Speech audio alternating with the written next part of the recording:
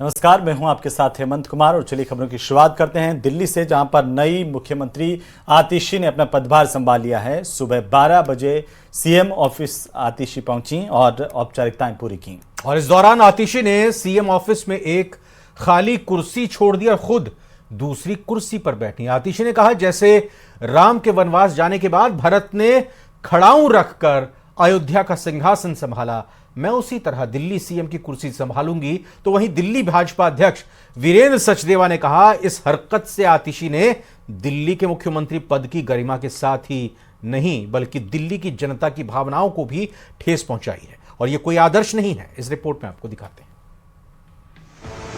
मैं आतिशी ईश्वर की शपथ लेती हूं। दिल्ली की नई सीएम आतिशी ने आज मुख्यमंत्री पद का कार्यभार संभाल लिया। इस दौरान उन्होंने ऐसा कुछ किया जिसकी चर्चा हर ओर हो रही है। आतिशी सीएम तो बन गई हैं, लेकिन उन्होंने मुख्यमंत्री की कुर्सी पर बैठने से इनकार कर दिया। जिस कुर्सी पर अरविंद केजरीवाल बैठते थे, उसके बगल में आतिशी ने अपनी कुर्सी लगवाई है। आतिशी ने कहा, जैसे भगवान राम के वनवास जाने के बाद भरत ने खड़ाऊं रखकर अयोध्या का सिंहासन संभाला था, उसी तरह वो दिल्ली के सीएम की कुर्सी संभालेंगी। मुझे पूरा भरोसा है कि फरवरी में 4 महीने में जो आने वाले चुनाव हैं, दिल्ली के लोग अपने प्यार के साथ, अपने आशीर्वाद के साथ, अपने भरोसे के साथ फिर से अरविंद केजरीवाल जी को मुख्यमंत्री की कुर्सी पर बैठाएंगे।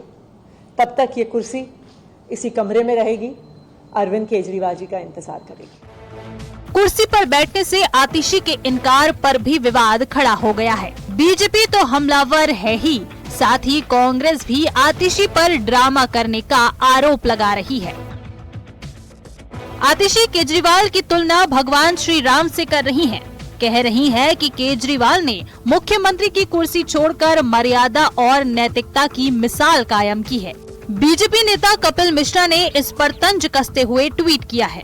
उन्होंने लिखा, खर दूषण और ताड़का खुद को राम, लक्ष्मण और भरत होने का सर्टिफिकेट बांट रही हैं। तो वहीं दिल्ली कांग्रेस के अध्यक्ष देवेंद्र यादव ने कहा कि शराब घोटाले में जो जेल रहकर आया है, उसकी भगवान राम से तुलना की जा रही है। प्रभु श्री राम ने तो उत्कृष्ट उदाहरण दिया था। वो अपने पिता का, परिवार का सम्मान करते थे, पर पिता तुल्य अन्ना हजारे जी लगातार कह रहे कि अरविंद तुमने गलत किया, अरविंद तुमने धोखा दिया, अरविंद तुम सत्ता के नशे में डूब गए हो। उस पिता तुल्य अन्ना जी को भी ये भूल गए और अपनी तुलना प्रभु श्री राम से करते हैं। ऐसे व्यक्ति जो भ्रष्टाचार के मामले में जेल रहकर आया है, उसको मर्यादा पुरुषोत्तम राम से कंपेयर किया जा रहा है। आज इस हरकत से माननीय आतिशी जी ने ये सिद्ध कर दिया है कि लोगों को अब आम आदमी पार्टी के किसी भी नेता से, दिल्ली के मुख्यमंत्री से किसी प्रकार की कोई उम्मीद नहीं रखनी चाहिए। अरविंद केजरीवाल को कुर्सी का मोह नहीं है, आम आदमी पार्टी यही जता रही है। हालांकि हकीकत ये भी है कि अरविंद केजरीवाल को शर्तों पर सुप्रीम कोर्ट ने जमानत दी है, जिनमें ये शर्तें भी शामिल हैं कि केजरीवाल सीएम की कुर्सी पर बैठना तो दूर, सीएम ऑफिस तक नहीं जा सकते हैं। इन्हीं कारणों से अरविंद केजरीवाल को सीएम की कुर्सी छोड़नी पड़ी और आतिशी सीएम बनाई गई। ऐसे में अब आतिशी केजरीवाल को कट्टर ईमानदार बता रही हैं, उनकी कुर्सी पर बैठने से इनकार कर रही हैं, तो उन पर ड्रामे के आरोप लग रहे हैं। Bureau report, news 18।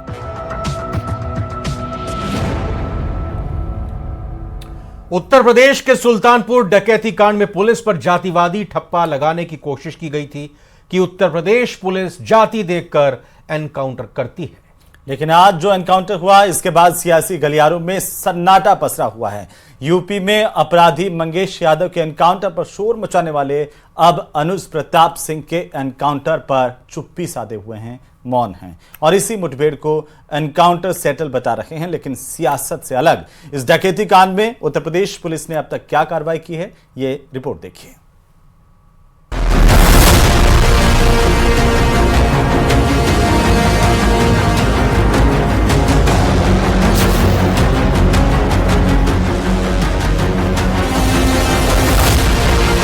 आज आप देख रहे होंगे कि माफिया गिड़गड़ा रहे हैं, कह रहे हैं हुजूर एक बार जान बकस दो बस। अपराधियों के एनकाउंटर में जाति ढूंढने वाले, अपराध का जातिकरण करने वाले अखिलेश यादव एक बार फिर एनकाउंटर पर सवाल खड़े कर चुके हैं। लेकिन सवाल अखिलेश यादव पर भी खड़े हो रहे हैं। जब उन्नाव में सुल्तानपुर डकैती कांड का अपराधी अनुज प्रताप सिंह पुलिस मुठभेड़ में मारा गया तो उसके पिता धर्मराज ने कहा, चलो ठाकुर का एनकाउंटर होने से अखिलेश यादव की इच्छा पूर्ति तो हो गई। अनुज प्रताप सिंह मेरा लड़का था, उसका सूरत में सिर्फ एक ही केस था और बाकी सुल्तानपुर में नाम था। पुलिस ने उसको इनकाउंटर करके मृत्यु घोषित कर दिया। अखिलेश यादव जी का इच्छा तो पूरी हो गई, कम से कम ठाकुरों का इनकाउंटर करके उनकी इच्छा की पूर्ति तो हो गई। उन्नाव एनकाउंटर में मारे गए अपराधी के पिता के सवाल पर भले ही अखिलेश ने चुप्पी साधी हो, लेकिन उन्होंने जरूर एक बार फिर एनकाउंटर को फर्जी बताया।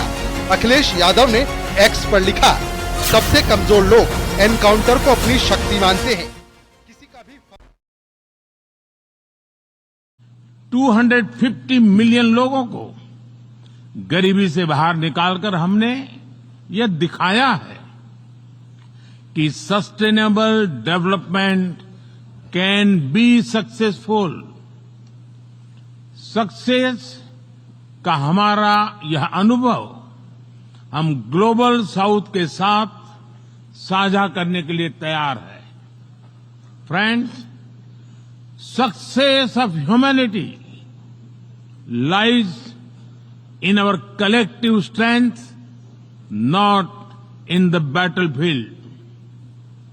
और वैश्विक शांति एवं विकास के लिए ग्लोबल संस्थाओं में रिफॉर्म्स आवश्यक है।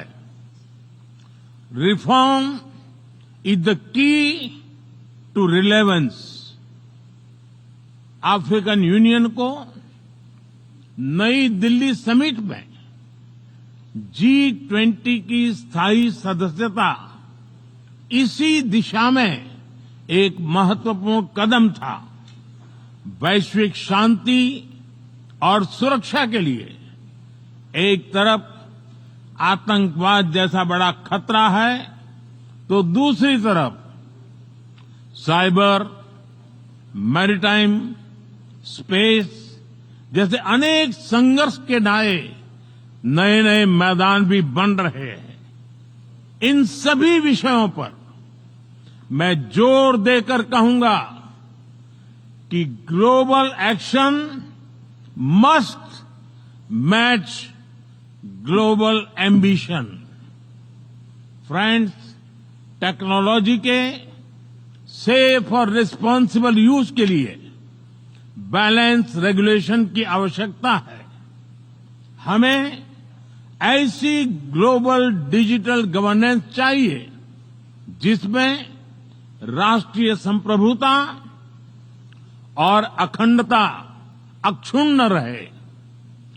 Digital public infrastructure should be A bridge, not a barrier. Global good के लिए भारत अपना डिजिटल पब्लिक इंफ्रास्ट्रक्चर पूरे विश्व से साझा करने के लिए तैयार है। फ्रेंड्स, भारत के लिए one earth, one family, one future एक कमिटमेंट है। यही कमिटमेंट हमारे वन अर्थ, वन हेल्थ और वन सन, वन वर्ल्ड, वन ग्रिड जैसे इनिशिएटिव्स में भी दिखाई देता है। पूरी मानवता के हितों की रक्षा और वैश्विक समृद्धि के लिए भारत मनसा वाचा कर्मणा से काम करता रहेगा। बहुत बहुत धन्यवाद। यहाँ पर रखी है यूनाइटेड नेशंस में प्रधानमंत्री नरेंद्र मोदी की तरफ से। और अगली खबर का ये रुख करेंगे, चूंकि अभी हमने आपको दिखाया कि अमेरिका धरती पर पीएम मोदी ने ये अपना संदेश दिया, संबोधन दिया अमेरिका के, वो दौरे पर है। और अब बात करते हैं मिलावट की, जहां अब तक मिलावट खाने पीने की चीजों में होती थी, लेकिन मिलावट की साजिश अब धार्मिक आस्था का माहौल बनाने लगी है। तिरुपति बालाजी के महाप्रसादों में बीफ, फिश ऑयल और सुअर के अंश के मिलावट की खबर है, जिसके खिलाफ मामला सुप्रीम कोर्ट तक पहुंच गया। लेकिन दूसरी ओर मथुरा, वृंदावन, काशी विश्वनाथ, अयोध्या में भी प्रसाद की जांच की मांग शुरू हो गई है। और मथुरा में तो जांच के लिए जब छापेमारी हुई तो कई दुकानदार दुकान बंद करके फरार हो गए। और अब ऐसे में तमाम धार्मिक स्थलों के प्रसाद को लेकर के सवाल खड़े हो रहे हैं, जिस पर सहूलियत के हिसाब से सियासत भी अपने अपने तरीके से हो रही है। ये खास रिपोर्ट देखिए।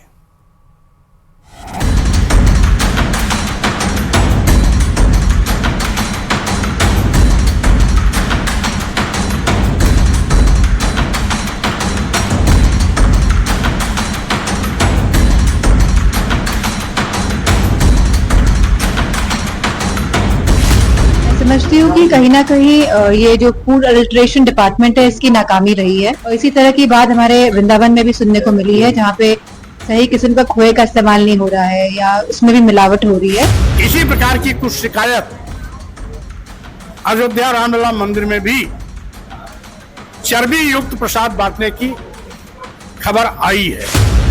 खाने के सामान में मिलावट, दूध में मिलावट,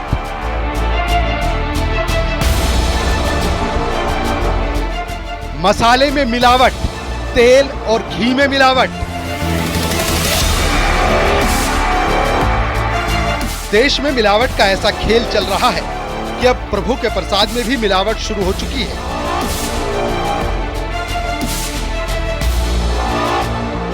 और ये मिलावट ऐसी वैसी नहीं बल्कि महापाप है, क्योंकि सनातन धर्म पर साजिशन आघात है।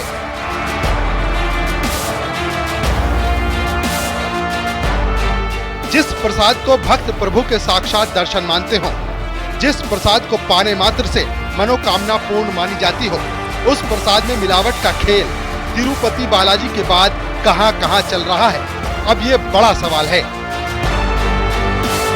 और इन्हीं सवालों के बीच डिंपल यादव ने मथुरा का जिक्र कर सियासत को नया एंगल दे दिया है। बालाजी के लड्डू में जो अडल्ट्रेशन का मामला आया है, तो ये बहुत ही नाजुक मामला भी है, क्योंकि कहीं ना कहीं ये हमारे श्रद्धा से जुड़ा हुआ मामला है। और इसी तरह की बात हमारे वृंदावन में भी सुनने को मिली है, जहाँ पे सही किस्म का खोए का इस्तेमाल नहीं हो रहा है या उसमें भी मिलावट हो रही है। तो मैं समझती हूँ कि अब इस डिपार्टमेंट को कुछ काम करना चाहिए, क्योंकि सरकार भारतीय जनता पार्टी की है, तो उनको पूरी जिम्मेदारी के साथ इस पे काम करवाना चाहिए। डिंपल यादव ने न सिर्फ तिरुपति के बाद मथुरा में प्रसाद पर सवाल उठाए हैं, बल्कि इशारों में केंद्र सरकार पर निशाना साधा, जिसके बाद जांच भी शुरू हो गई है। मथुरा में खाद्य विभाग ने प्रसाद के सैंपल लिए, दुकानों से लड्डू पेड़ा के सैंपल लिए गए। मथुरा में अब तक 30 सैंपल लिए गए, जिसकी जांच रिपोर्ट 15 दिन बाद आएगी। हालांकि डिंपल यादव ने जिस तरह से वृंदावन में प्रसाद पर सवाल खड़े किए, उस पर वहां के संतों की भी प्रतिक्रिया आने लगी है। देखिए, जो तिरुपति बालाजी मंदिर में हुआ वो सनातन धर्म में बहुत बड़ा एक जघन्य अपराध हुआ है। और जो बात करते हैं बांके बिहारी मंदिर की, तो हमारे यहाँ जो प्रसाद बनाया जाता है, हम बड़ी उच्च क्वालिटी की सामग्री का हम प्रयोग करते हैं उसमें, और जो भी चीजें ठाकुर जी के प्रसाद में भोग में आती है वो मंदिर में ही बनाई जाती है। हमारी रसोई जो है मंदिर प्रांगण में ही मौजूद है, और हम लोग की देख रेख में ये सारी चीजें बनाई जाती हैं भगवान के लिए। हमारे यहाँ जो कुछ भी बनता है सब कुछ मंदिर के अंदर ही बनता है। गर्भगृह के पीछे रसोई है हमारी कच्ची, उसके अलावा बाहर का हम कुछ भी भोग नहीं लगाते हैं। बाहर का जो भी प्रसाद आता है वो देरी तक ही रह जाता है, उसके अलावा कहीं नहीं जाता। वो बाहर से भारी दे दिया जाता है।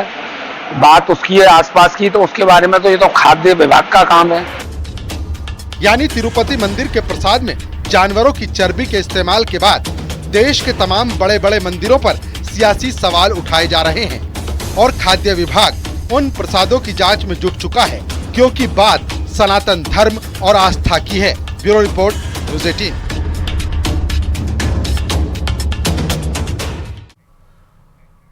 भगोड़े जाकिर नाइक को पुलिस ने या यूं कहें कि पाकिस्तान ने अपना मेहमान बना लिया है। पाकिस्तान की सरकार ने उसे कराची से लेकर लाहौर और इस्लामाबाद में 3 कार्यक्रम के लिए निमंत्रण भेजा है। ये कार्यक्रम 15 दिनों तक चलेंगे। ये खास रिपोर्ट देखिए।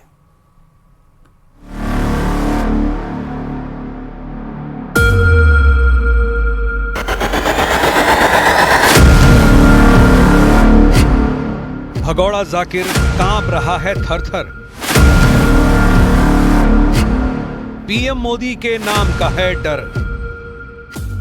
इंडिया जाना तो एकदम आसान है, बाहर निकलना मुश्किल है। जाना तो इन्होंने तो रेड कार्पेट देगी, बुझाओ भाई आओ, अच्छा अंदर आओ, जेल में बैठो, अरेस्ट कर लेंगे वो, जाहिर है। अच्छा, उनके लिस्ट में तो नंबर 1 टायर जाकिर नाइक है। क्यों जाकिर ने कहा कि मोदी सरकार के बदलते ही वो भारत लौटने वाला है? क्या जाकिर नाइक ये बताना चाहता है कि इंडी गठबंधन पर उसे भरोसा है? आप खुद सुनिए जाकिर नाइक की जुबान से और समझिए कि वो मोदी सरकार के नाम से कितने खौफ में है। इंडिया आप नहीं जाएंगे? न अल्लाह चाहो तो क्यों नहीं, अगर अभी मोदी नहीं रहा और जो नेक्स्ट गवर्नमेंट अगर जस्ट रहेंगी तो जरूर जाऊंगा मैं। जो मुस्लिमों को आतंकी बनने के लिए भड़काता है, जिसके लिए ओसामा हाफिज आतंकी नहीं, उस भगौड़े जाकिर नाइक की हालत क्या हो गई है ये खुद देखिए। भारत के मोस्ट वांटेड आतंकी जाकिर नाइक को हिंदुस्तान से डर लगता है, वो अब कभी भारत नहीं आने वाला। ये बात खुद जाकिर नाइक ने कही है। आतंक की पाठशाला चलाने वाले जाकिर नाइक को डर है कि उसने भारत की सरहद में कदम रखा, जेल में ठूस दिया जाएगा और तमाम जिंदगी उसकी सलाखों के पीछे सड़ते हुए बीत जाएगी। छोटी नुकसानात को उठा लो बड़ी नुकसान को बचाने के लिए। अगर मैं पाकिस्तान जाता था तो हो सकता है इदारा बंद हो जाता था, जब कुछ इल्जाम लगाते थे कि ISI के साथ जुड़ा हुआ है। जी जी, तो वो डर की वजह से मैं नहीं गया। ऐसा मैं तो पाकिस्तान से मोहब्बत करता हूँ। जाकिर नाइक ने यह भी कहा कि वो एक वक्त पाकिस्तान जाकर बसने की सोच रहा था, लेकिन उसे डर था कि एक बार उसे पाकिस्तान का वीजा मिला तो उस पर पाकिस्तानी एजेंट का भी ठप्पा लग सकता है। ये बातें जाकिर नाइक ने एक पाकिस्तान के पॉडकास्ट पर कही हैं, लेकिन फिर भी भारत के दुश्मन और भगौड़े जाकिर नाइक को पाकिस्तान ने अपना मेहमान बना लिया है। पाकिस्तान की सरकार ने उसे कराची से लेकर लाहौर और इस्लामाबाद में 3 कार्यक्रम के लिए निमंत्रण भेजा है। ये कार्यक्रम 15 दिनों तक चलेंगे। सूत्रों के मुताबिक जाकिर नाइक के स्वागत में पाकिस्तान के कराची से लेकर लाहौर और इस्लामाबाद तक स्वागत की तैयारी है। इन शहरों में जाकिर नाइक के लिए जहरीला मंच सजाया गया है, जहां से वो भारत के खिलाफ नफरती भाषण दे सके। साफ है कि जाकिर अब पाकिस्तानी खुफिया एजेंसी ISI का मोहरा बन चुका है। भगौड़े इस्लामिक प्रचारक जाकिर नाइक ने हाल ही में वक्फ बिल को लेकर भारतीय मुसलमानों को भड़काने की भी कोशिश की थी। नाइक ने एक बयान जारी कर भारतीय मुसलमानों से इस बिल को रोकने की अपील की थी। उसने अपने बयान में कहा था कि मुसलमानों को वक्फ संपत्तियों को बचाना चाहिए और इस विधेयक को रोकना चाहिए। And let me tell my non-Muslim brothers and sisters of India that this Waqf board property is not a public property. Unlike the property belonging to the government, etc., this is a private property. Waqf in Arabic means an endowment. So this is not a public property. It is a private property donated by Muslims in the past, many centuries ago, or decades ago, or recently. It is Waqf, means an endowment for the use of the Muslims. It's a religious act, Waqf, for the cause of Allah subhanahu wa ta'ala. And this is not a public property, so no non-Muslim can interfere in this religion.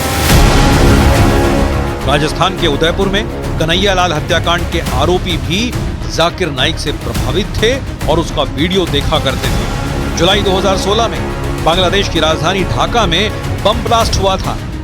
इस हमले के आरोपियों में से एक ने बताया कि वो जाकिर नाइक के वीडियो से प्रभावित था। अप्रैल 2019 में श्रीलंका में ईस्टर संडे पर हुए बम धमाकों के भी तार जाकिर नाइक से जुड़े हैं। हमले की जिम्मेदारी लेने वाले नेशनल तौहीद जमात के मुखिया जहरान हाशिम ने जाकिर नाइक की तारीफ की थी। जाकिर नाइक पर 193 करोड़ रुपए की मनी लॉन्ड्रिंग का आरोप है। नाइक के खिलाफ 2016 में एंटी टेरर लॉ के तहत केस दर्ज किया गया था। उसके बाद वो मलेशिया भाग गया था। जून 2017 में कोर्ट ने नाइक को अपराधी घोषित किया। भारत उसके प्रत्यर्पण की कोशिशों में जुटा है।